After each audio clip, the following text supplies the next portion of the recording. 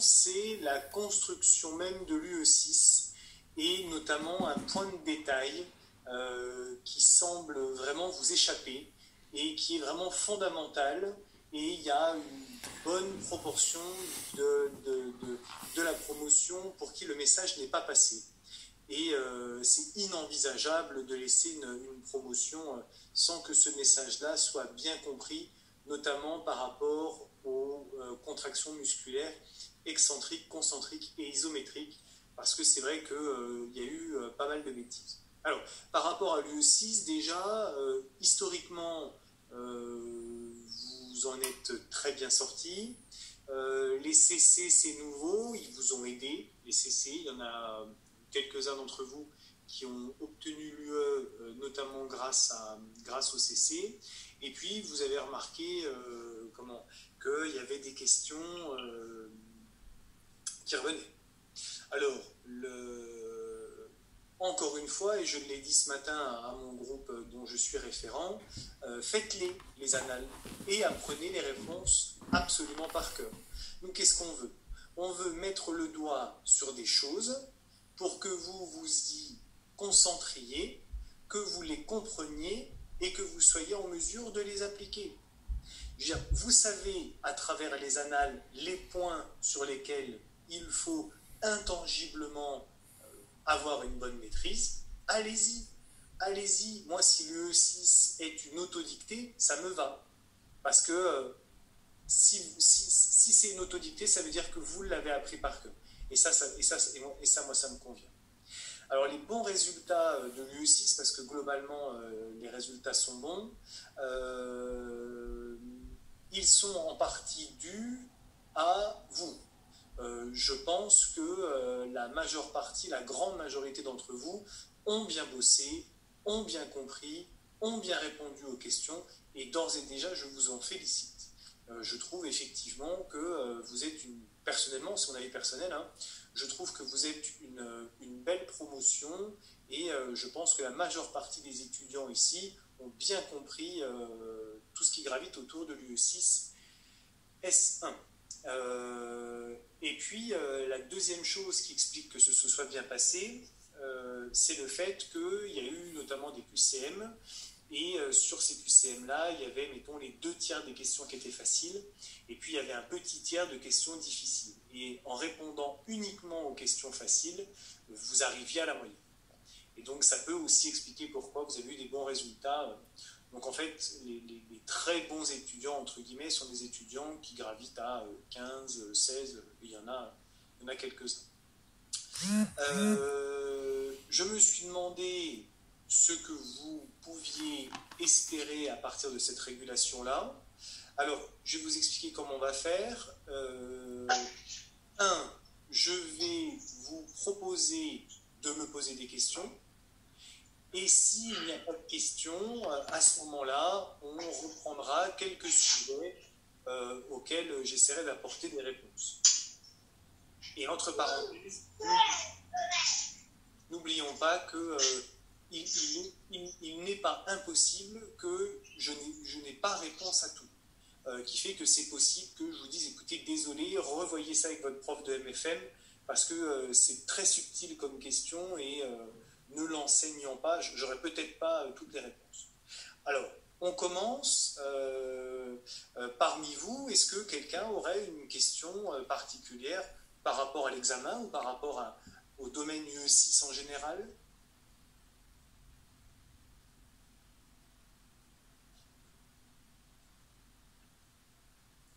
Je m'en doutais.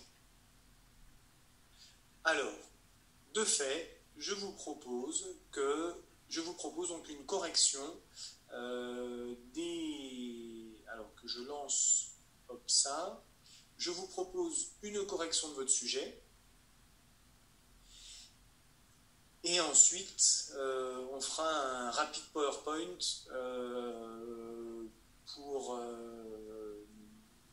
par rapport aux différents QCM où vous êtes vraiment planté.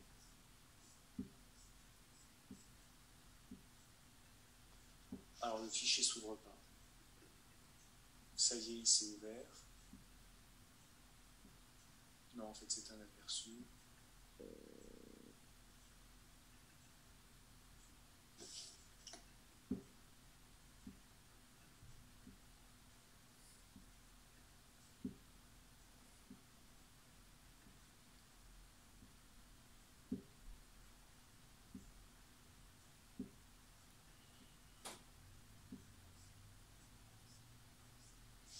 Alors, je n'ai pas le sujet du E6, enfin, il est sur mon bureau, alors je vous prie de m'excuser.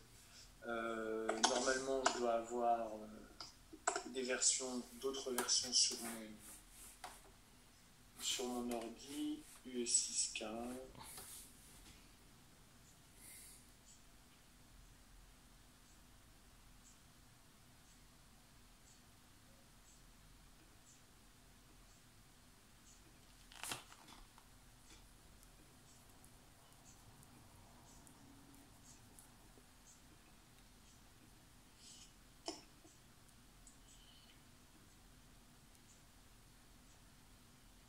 Alors, je tente de l'ouvrir avec Page. Et il s'est ouvert. C'est bon, je vais pouvoir vous le partager.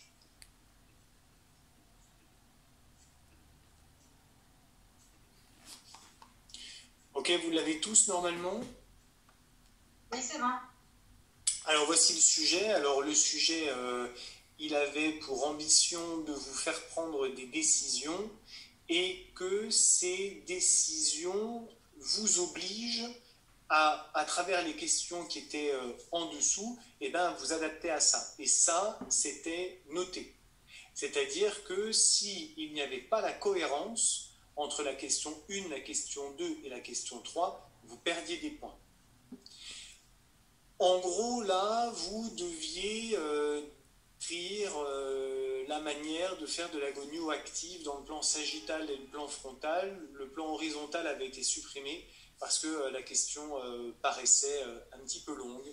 Donc on a voulu faire ça. À ce moment-là, il y avait différentes méthodes pour faire l'agonio en extension. Il y avait différentes méthodes également pour faire la gonio en flexion. On avait le choix entre du décubitus, du procubitus ou du latérocubitus. Par contre, pour le plan frontal, vous avez tous choisi le décubitus. C'était ce qui allait bien. C'est en gros une question à laquelle vous avez tous bien répondu. Une erreur qui a été retrouvée, ça a été que certains ont pris comme branche fixe l'axe du tronc. Est-ce que quelqu'un ici pourrait m'expliquer pourquoi c'était une erreur de prendre l'axe du tronc? Parce que c'est la coxo-fémorale. Alors, merci mademoiselle Montavon. Donc, c'est-à-dire que si je mets ma branche mobile en regard du fût fémoral, si vous voulez, mon centre de mon goniomètre sur mon grand trochanter et ma branche fixe sur le tronc, quelle flexion je mesure? Dans le complexe ombilical et fémoral. Exact. Je mesure le monsieur qui se plie. Hein. Vous voyez, tout le monsieur, il se plie et je mesure tout le monsieur qui se plie. Il fallait donc évidemment, et ça c'était vraiment important, il fallait donc positionner la branche fixe en regard de l'épiniliaque antéro-supérieur afin de venir fermer l'angle et d'avoir véritablement l'angle entre le fût fémoral et l'épiniliaque. Et c'est-à-dire ne pas éliminer la composante de rétroversion de bassin. Vous faites bien attention, il y en a quand même une sacrée paire qui se sont plantées, faites bien attention. La mesure de la flexion dans la coxo-fémorale, ce qui est valable également pour l'extension d'ailleurs, hein, et la mesure du plan sagittal dans la coxo-fémorale et la mesure du plan sagittal dans l'ensemble du complexe lombo-pelvifémoral, c'est différent. Et les branches, notamment la branche fixe, est différente. Et ça, c'est vraiment important. Ça, c'est vraiment, vraiment important. Sinon, pour tout le reste, c'était assez simple. C'était relativement simple et vous l'avez bien fait. Alors c'est après où il y avait deux complexités qui venaient se superposer. La première, c'était cette notion de course articulaire. Alors la course articulaire, si vous voulez, ça a été un débat entre nous en se disant est-ce qu'on écrit ça ou on n'écrit pas ça? Et on est parti du principe que normalement, vous devez comprendre ça. Et très majoritairement, vous l'avez compris. Donc c'est bien. mais il y a quand même 20%, 30% des étudiants qui sont passés à côté. Alors, qu'est-ce qu'une course articulaire? Si je vous dis, je vais prendre mon coude, j'arrive à plier mon coude à 110 degrés de flexion. Et j'arrive à le tendre, mais je suis bloqué à 20 degrés de flexion, encore une fois. C'est-à-dire qu'en flexion-extension, j'aurai 110, 20, 0. Je vais l'écrire là.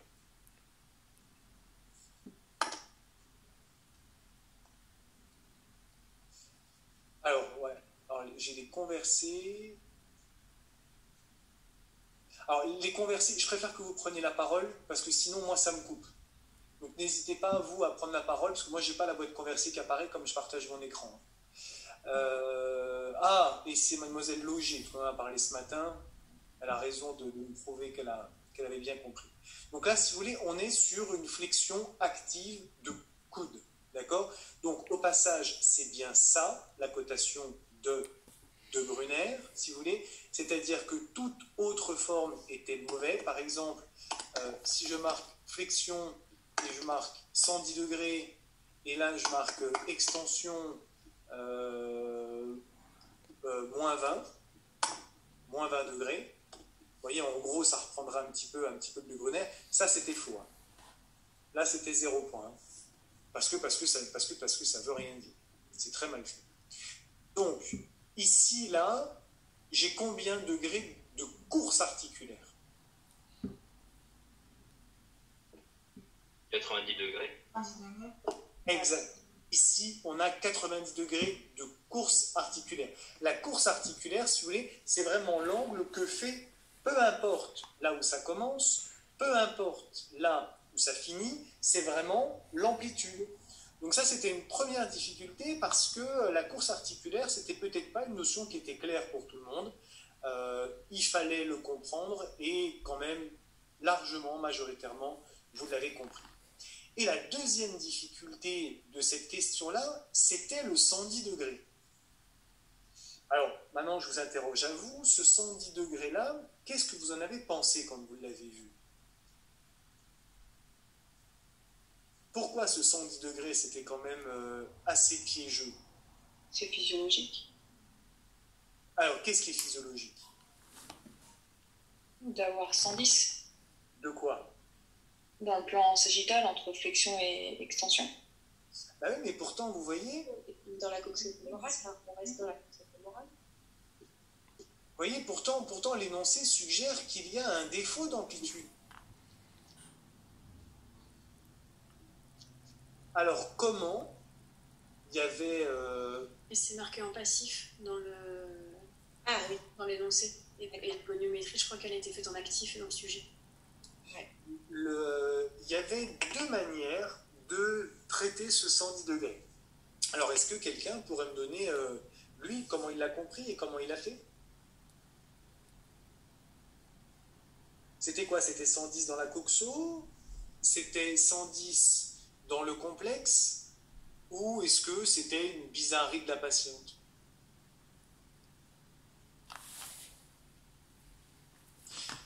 Quelles sont les options?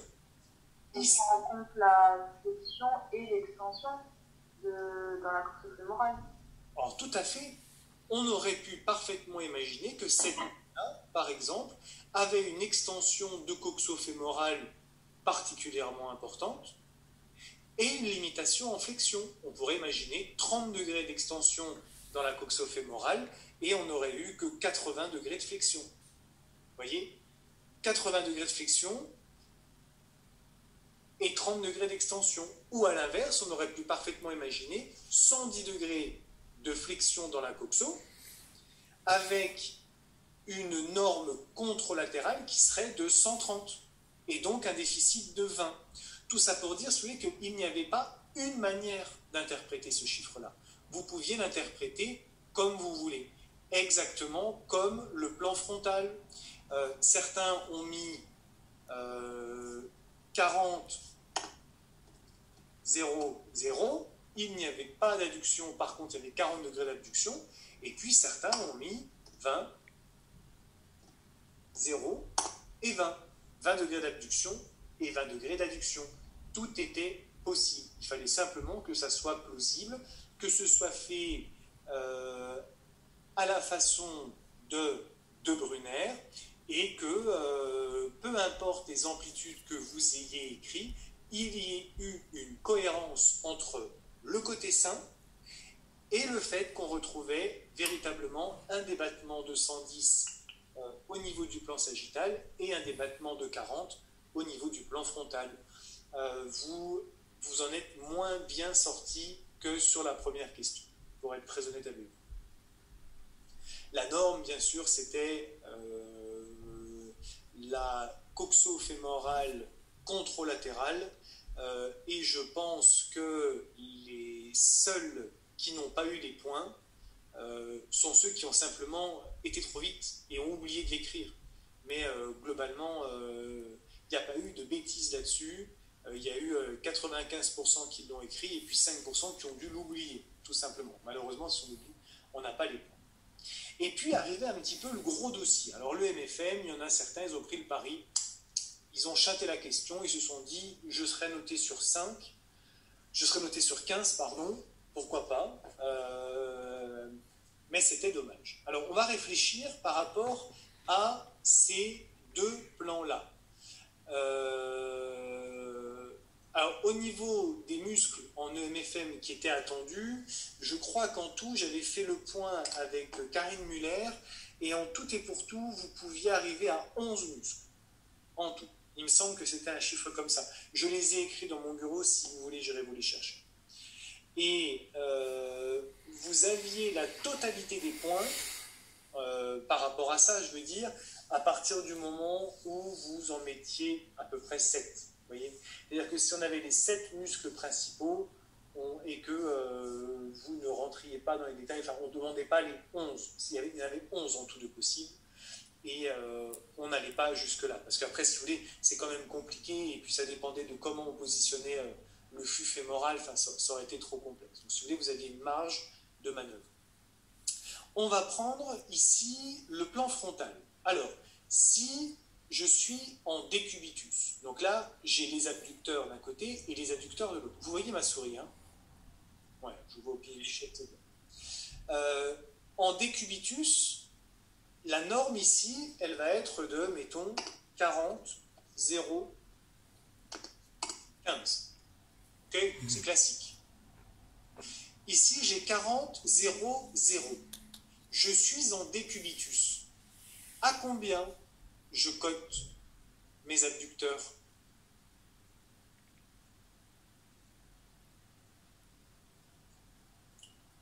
En 3. Est-ce que je peux le coter à 3 si je suis en décubitus? On est sur les abducteurs.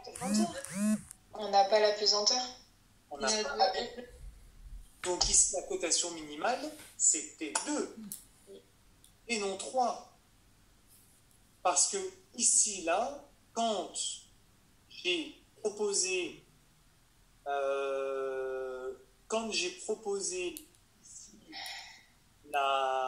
le plan frontal, la position de ma patiente était en décubitus.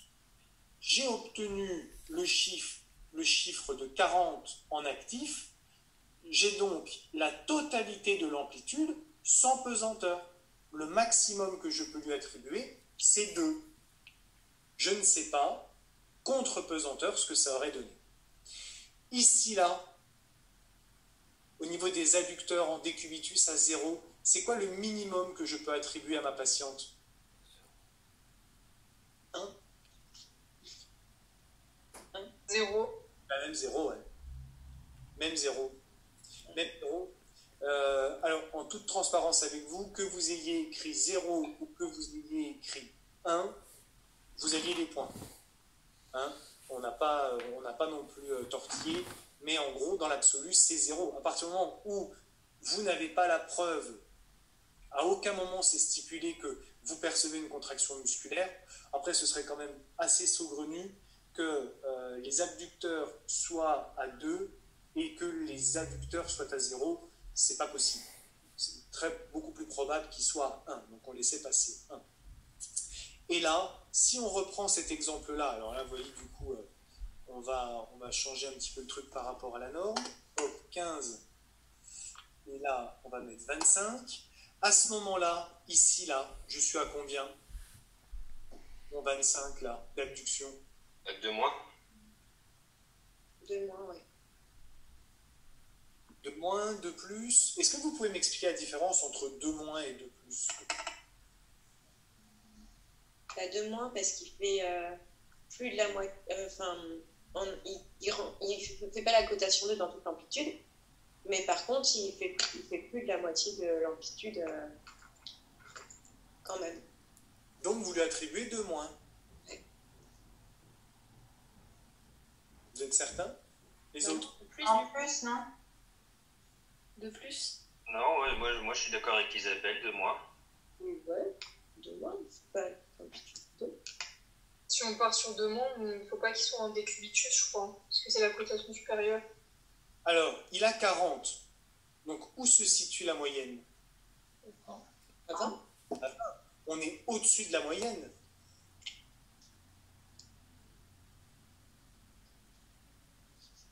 Là, on a on a au moins la moitié de l'amplitude sans pesanteur. Mais du coup, c'est... Oui, ça doit être 2 moins parce que... oui, ça. Parce que si c'était 2 plus, ça veut dire qu'on l'aurait mis en position contre-pesanteur. Non? Alors, Non, en position contre-pesanteur, ce serait 3 moins du coup, s'il faisait plus de la moitié. Ouais. alors vous voyez que c'est pas clair, hein? Vous voyez que c'est pas clair. Regardez, par exemple, Mademoiselle Biget, elle dit 3 moins. Non, 3 moins, ce serait en position contre la pesanteur, en faisant plus de la moitié d'amplitude. Position de cotation 3. En position de cotation 3, effectivement. Et si on avait 2 plus, on serait aussi contre-pesanteur avec du coup moins de la moitié de l'amplitude. C'est ça. Donc c'est bien 2 moins. Donc c'est bien 2 moins. Je valide mon 2 moins. Parfait. Alors, Moi, la je valide le plus ici était effectivement 2 moins. Vous voyez que ce n'est pas clair. Ce n'est pas clair. Donc, et ça, on va le reprendre ensuite quand on reprendra rapidement les QCM. Et puis, mettons ici 15 face à 15. Du coup, ici, il était à 2. Autre chose que j'ai oublié, dans l'actif et le passif, il y a une différence. Hein. C'est-à-dire que là, normalement, mes valeurs, si j'ai ça en actif, je ne peux pas avoir la même chose en passif. Hein. Alors là, vous avez été rare hein, à me sortir cela. Par contre, ceux qui me l'ont sorti, ils ont eu les points maximales. Il y a toujours, enfin, considérez que le passif est toujours un petit peu supérieur à l'actif. Donc, il faut marquer cette différence-là. On n'a pas deux choses strictement identiques. Hein. Donc, il y a toujours une petite marge. Chez quelqu'un de sain, environ 5 degrés, mais il y a toujours cet écart-là. Et donc là, il fallait lister, par exemple, il fallait ici, puis il fallait l'expliquer. Il fallait expliquer 2 moins parce qu'il parcourt plus de la moitié de l'amplitude sans pesante. Donner la définition des modes de contraction isométrique, concentrique et excentrique. Si vous avez été très laconique en me disant excentrique, facilitateur, concentrique, plus dur, isométrique, ça ne bouge pas, vous aviez 0,5, 0,75. Il fallait quand même creuser un petit peu plus et développer un petit peu plus les explications.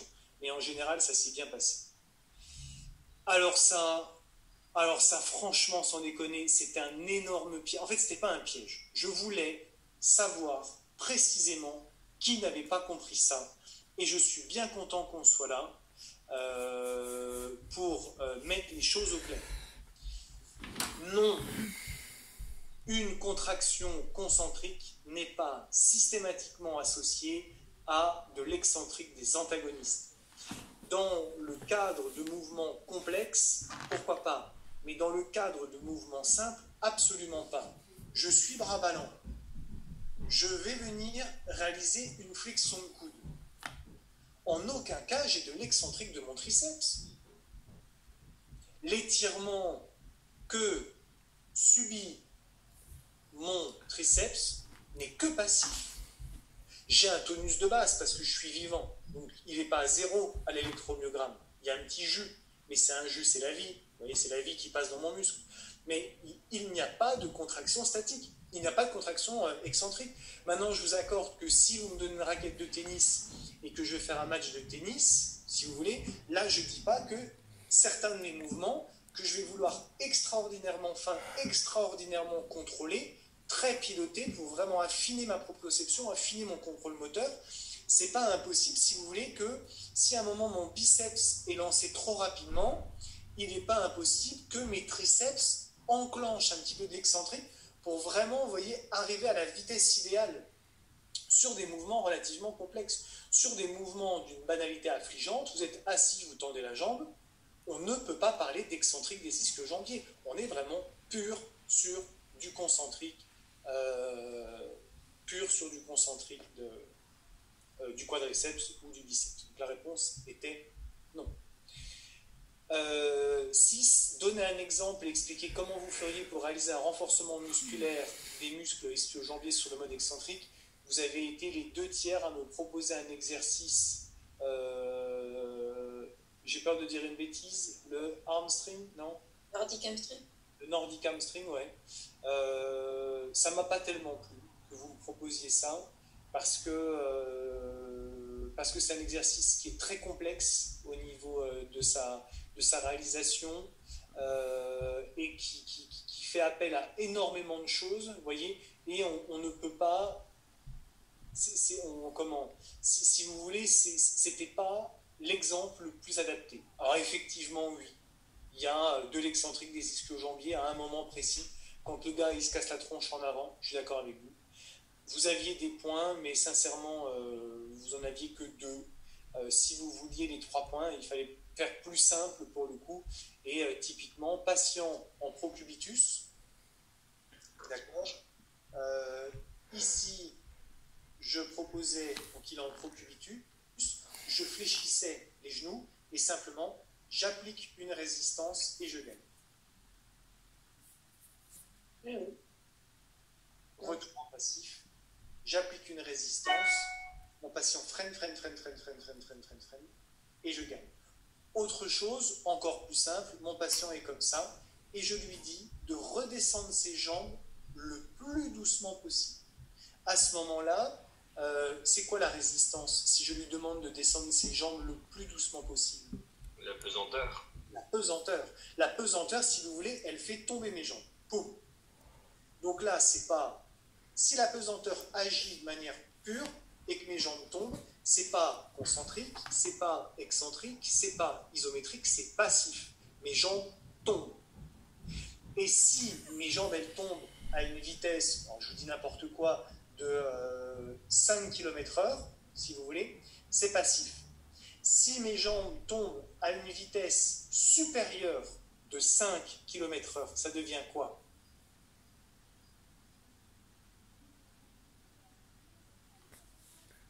Alors, je reprends. Si je suis comme ça et que le kiné, il me dit « relâchez-vous », bam, mes jambes tombent. Passif. Elles sont tombées à 5 km/h.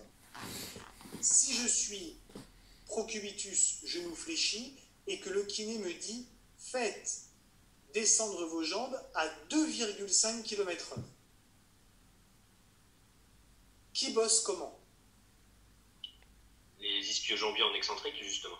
Ce sont les ischio-jambiers qui vont vraiment retenir et juste donc se contracter et relâcher ce qu'il faut pour freiner la distance. Et maintenant que je suis comme ça et que le kiné, il me dit, vous n'allez pas lâcher vos jambes, vous allez au contraire venir accélérer le mouvement. Bam! Vous allez descendre à 10 km/h. Quel groupe musculaire, quelle contraction? Les antagonistes, non? Mademoiselle Montavon, votre carreau jaune s'allumait, vous pouvez répéter s'il vous plaît? Est-ce que c'est du concentrique des antagonistes? Alors c'est quoi les antagonistes? Les quadriceps, ouais. Tout à fait, ouais. Si mes jambes elles tombent à 10 km/h, si j'ai provoqué ce mouvement-là à ce moment-là, ce serait du concentrique des quadriceps. Tout à fait, c'est exactement ça. Donc globalement un examen, il y a certains étudiants qui sont, quelques-uns qui sont totalement passés à côté. J'ose espérer que c'est parce que c'est le format qui les a déplu et que c'est pas un défaut de connaissance, mais majoritairement, ça s'est bien passé. Après, c'était, enfin, si je peux me permettre, le sujet était très intéressant, mais c'était vraiment une question de temps. Franchement, c'était chaud en 1 heure de tout répondre à toutes ces questions. Oui, moi aussi j'étais prise par le temps aussi. Donc c'est ça qui a été très compliqué à gérer, donc avoir le temps passé, à essayer de, vu que c'est quand même des questions aussi de réflexion, du coup, moi personnellement, je sais que le temps m'a fait paniquer et perdre mes moyens par rapport à ça, et c'est vrai que quand on le regarde avec du recul, le sujet il n'est pas très compliqué. Oui, tout à fait, et je vais vous dire, Mademoiselle Maurice, il y a, il y a aussi un souci de, on le sait, qu'on joue au chat et à la souris. C'est-à-dire que vous avez 1001 outils pour, probablement, pour utiliser des supports, pour faire des captures d'écran, pour communiquer entre vous.